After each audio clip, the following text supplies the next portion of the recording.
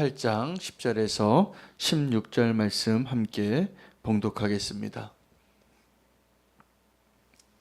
함께 읽겠습니다.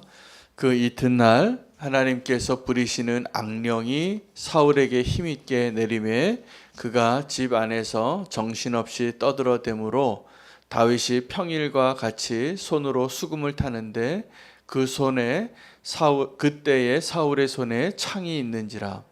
그가 스스로 이르기를 내가 다윗을 벽에 못 박으리라 하고 사울이 그 창을 던졌으나 다윗이 그의 앞에서 2번 피하였더라.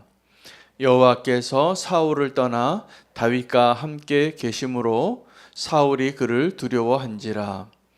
그러므로 사울이 그를 자기 곁에서 떠나게 하고 그를 천부장으로 삼음에 그가 백성 앞에 출입하며 다윗이 그의 모든 일을 지혜롭게 행하니라. 여호와께서 그와 함께 계시니라.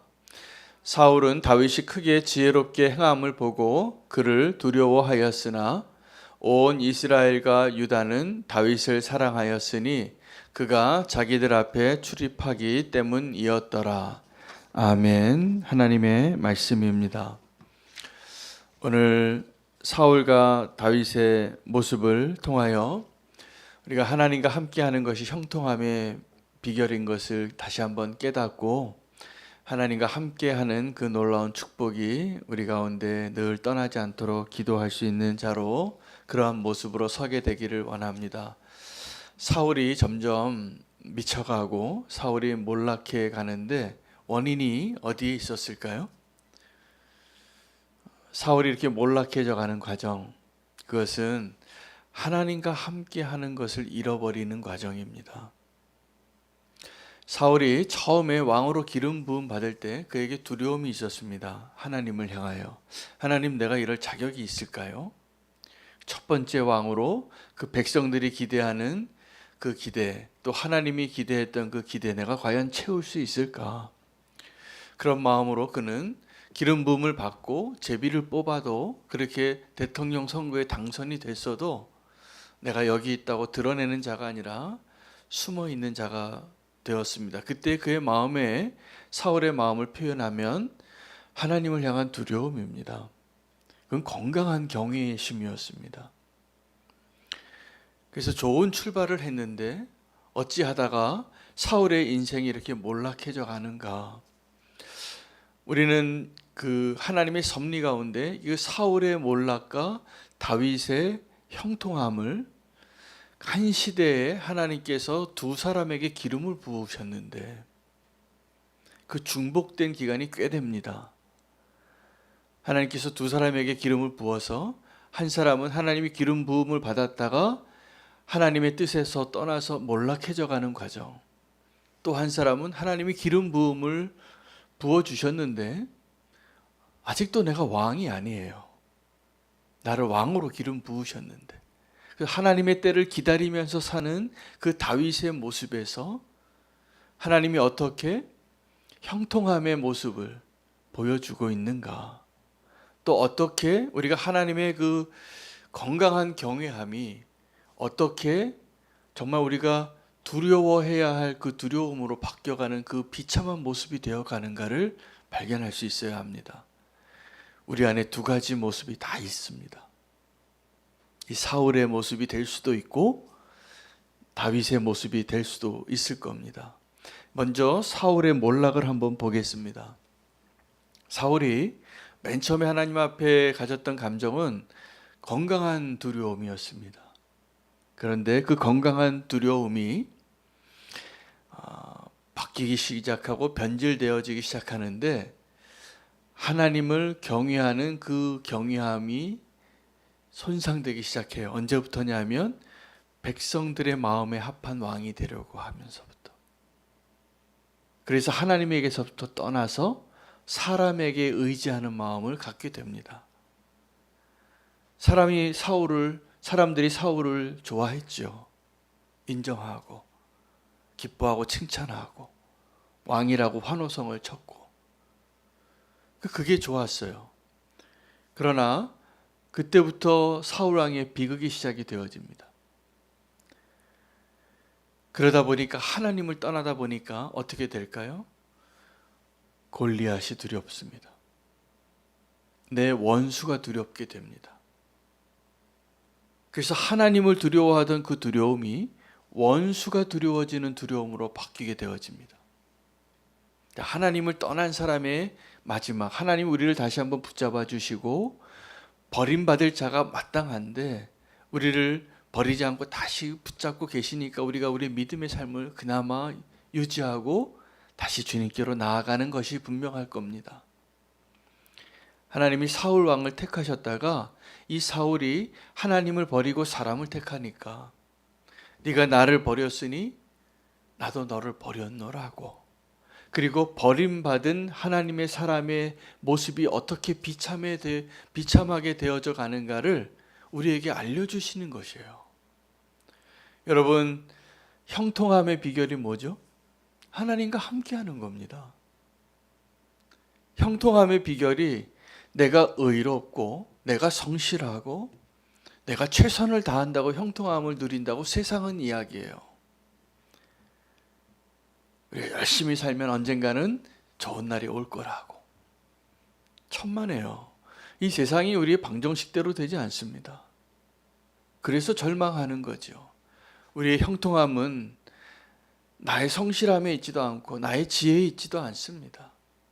내가 또 하나님을 떠나서 막 수단과 방법을 가리지 않고 어떻게 좀 잘 살아보려고 노력한다고 잘 살아지는 게 아니에요. 그게 어렵습니다. 우리의 형통함은 내가 하나님과 함께 하고 있는가에 달려 있습니다. 이 사울의 몰락의 첫 번째가 하나님을 건강한 두려움으로 바라보던 자에서 그 하나님을 두려워하지 않고 사람을 의지하게 되다 보니까 원수가 두려워지게 돼요. 이거 내가 내 힘으로 어떻게 싸우지? 그러다 우선순위가 바뀌고 하나님을 의지하는 마음이 아니라 내가 생각하는 먼저 수단과 방법을 다 찾아보다가 안 되면 하나님께 구하는 자로 바뀌는 거예요. 그러니까 조급해지죠. 그러니까 제사를 사무엘이 오는 걸 기다릴 수가 없어요. 사울이 하나님을 의지하고 하나님을 경외하고 두려워하는 자의 모습으로 그 자리에 섰었다면 기다렸겠죠. 그러나 이제는 하나님을 자기 마음대로 버렸다가 주웠다 할 수 있는 사람이 되는 거예요. 그 두려운 이야기입니다. 여전히 하나님을 경외하는 것 같지만 하나님을 경외하는 게 아니에요. 세상이 더 두려워요. 그런데 진짜 몰락의 모습이 오늘 나오는데 하나님의 사람을 두려워해요, 이제는. 여러분, 그 하나님의 사람을 두려워하는 사울이 되는 것은 이제 완전히 반대편에 선 겁니다. 그런데 지금 사울은 어떠한 자리에 있습니까? 여전히 하나님이 기름 부어 세우신 첫 번째 이스라엘의 왕의 껍데기를 쓰고 있어요.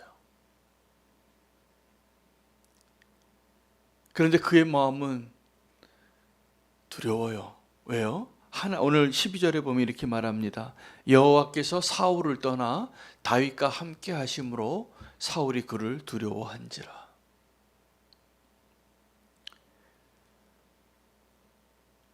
사울이 완전히 정말 하나님의 관점에서 보면 정반대편에 건너간 사람이 되어버린 것입니다. 그런데 여전히 그는 어떠한 자리에 있습니까? 이스라엘의 왕이에요. 이스라엘의 왕인데 하나님을 경외하던 그 사울이 하나님을 떠나니까 원수가 두려워지게 되고, 원수가 두려워지다 보니까 하나님을 더 멀어지는, 결국 하나님이 나와 함께 있지 않고 저 사람과 함께 하고 있는 것이 느껴질 때 사울이 되는 거예요. 그런데 이 사울이 생존해 있는 그 기간에 오늘도 다윗이 하나님과 함께 하고 있는 것을 보니까 어떠한 사람이 되냐 하면, 하나님이 부리신 악령이 사울에게 임해서 고통스러워하니까 잠 못 이루고, 그를 돕기 위하여 다윗이 곁에서 성령 충만한 자가 돼서 하프를 연주해 주는 거예요. 여러분, 우리가 찬양을 할 때가 있고 찬양을 들을 때가 있는데, 저도 찬양을 듣다가 너무 은혜가 될 때가 있어요. 나도 그 찬양을 막 하고 싶어요. 우리 지난주에 제가 봉헌 찬양 드렸는데 처음 들어보신 찬양 하셨죠? 제가 그 찬양을 그 일주일 동안 그 찬양을 계속 들었어요.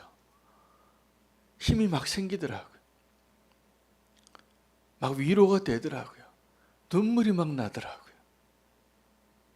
그 찬양 듣기만 하는데, 이 다윗이 이 사울을 좀 살려보려고 그 악령이 임한 그 사울을 도와주기 위하여 연주하고 있는데, 그의 손에는 그를 위로하고 은혜를 끼치기 위한 성령 충만한 자의 모습으로 그를 돕고 있는데, 그런 모습을 보면 볼수록 사울은 죽이고 싶은 거예요. 그래서 사울이 그 자기를 치료하고 있는, 자기를 돕고 있는 다윗을 향하여 2번 창을 던져요. 근데 하나님의 은혜로 가까스로 피해서, 아마 몇 미터 되지도 않았겠죠. 근데 그를 못 죽여요. 근데 그러한 모습으로 되어져 가는 사울이 비참한 것이죠. 여러분, 우리가 어떤 두려움에 휩싸여 있는지 알아야 됩니다. 하나님을 두려워하는 그 마음으로 우리가 지금 하나님을 예배하는 자로, 하나님을 경외하는 자로 서 있는지, 아니면 하나님이 나에게서 떠나서 다른 사람에게 있는 것이 두려워서 내 손에 창을 들고 있는지.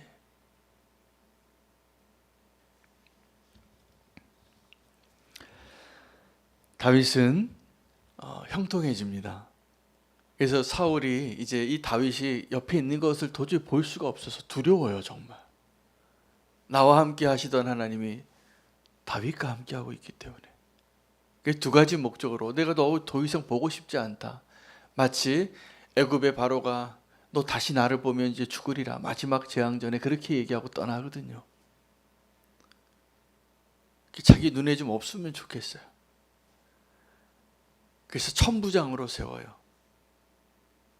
사단장을 시킨 거예요.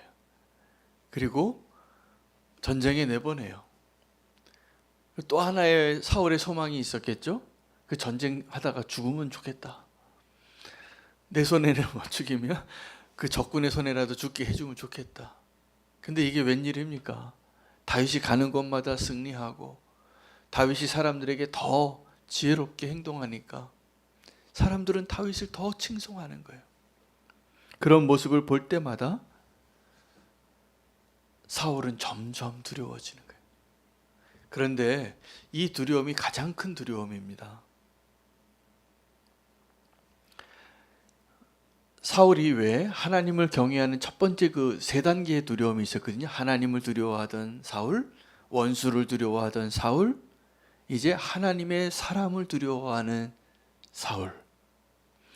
우리가 이 첫 번째 그 두려움에서 실패하면 안 돼요.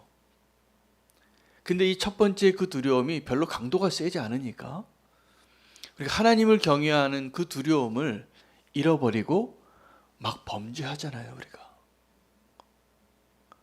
이거 내가 이런 일 행하면 안 되고, 이런 말 하면 안 되고, 이런 선택을 하면 안 되는 거 아는데 하나님이 별로 두렵지 않은 거예요. 그러니까 막 담대하게 죄를 짓는 거죠. 담대하게 하나님 원치 않는 일을 막 하는 거예요. 이 첫 번째 두려움이 희미해요.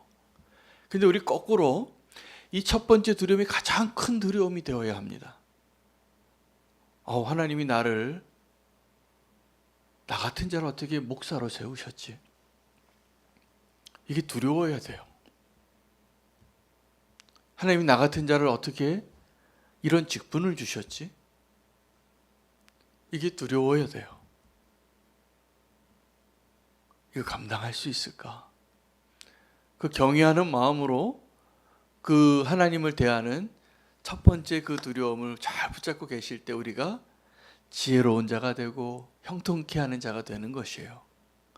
다윗과 사울의 차이가 있다면 다윗은 이 첫 번째 두려움을 놓치지 않는 삶을 살았다는 것이죠. 잠깐 다윗이 그것을 놓쳤을 때 다윗도 사울과 똑같은 자가 됩니다. 사실은 사울보다 더 극악무도해요. 사울은 자기의 그 두려움을 해결하기 위해서 자기의 신하였던 다윗을 적군에 보내서 한번 죽어봐라, 이렇게 그런 결정을 내렸잖아요. 다윗은 그 하나님을 두려워하는 마음을 잠깐 하루 잊었는데 그때 범죄하죠. 있을 수 없는 범죄. 유부녀와 간음합니다. 그리고 그가, 여러분, 아주 훌륭한 사람일수록 자기의 죄가 드러나는 게 고통스러운 거예요. 다윗이 잠깐 삐끗했는데, 잠깐 한눈 팔았는데 그런 치명적인 죄를 지었고, 그 죄를 좀 덮기 위해서 사울보다 더 지독한 악한 자가 됩니다. 우리아를 자기 죄 덮으려고 우리아 보고 자꾸 아내하고 동침하라고 휴가도 주고. 근데 그가 너무 충성된 자예요. 또 하필이면 자기의 본연의 임무를 다 하기 위해서, 내 동료, 내 군사들이 지금 전쟁에 막사해 있는데 내가 어떻게 내 집에 들어가서 편안하게 발 뻗고 잡니까? 안 들어가는 거예요. 그러니까 첫 번째 계획이 실패하니까 다윗도 이 사울처럼 아주 이 다윗의 마음을 잘 읽고 있는 아주 교묘한 자 요압을 시켜서 그를 최전방에 놓고 돌아오라고 해요. 그 성벽에서 떨어지는 돌을 맞고 우리아가 죽습니다. 그리고 다윗은 어떻게 생각했을까요? 내 죄가 이제 덮어졌다. 그리고 이제 대놓고 그 우리아의 처를 자기의 후처로 데려와요. 애도 나요. 정말 인간 말종 아닙니까? 이 정도 되면. 그게 다윗이에요. 우리가 하나님을 두려워하는 마음을 놓치면 누구라도